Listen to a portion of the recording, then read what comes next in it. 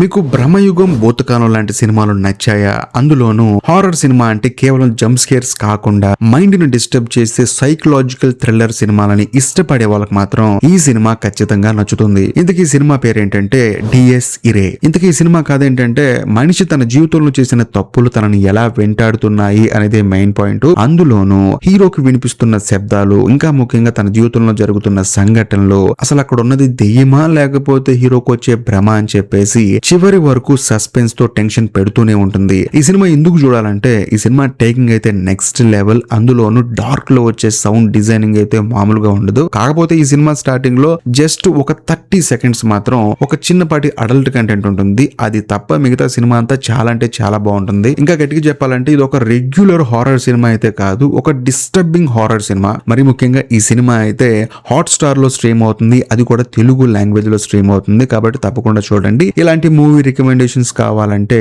మన ఛానల్ ని సబ్స్క్రైబ్ చేయండి.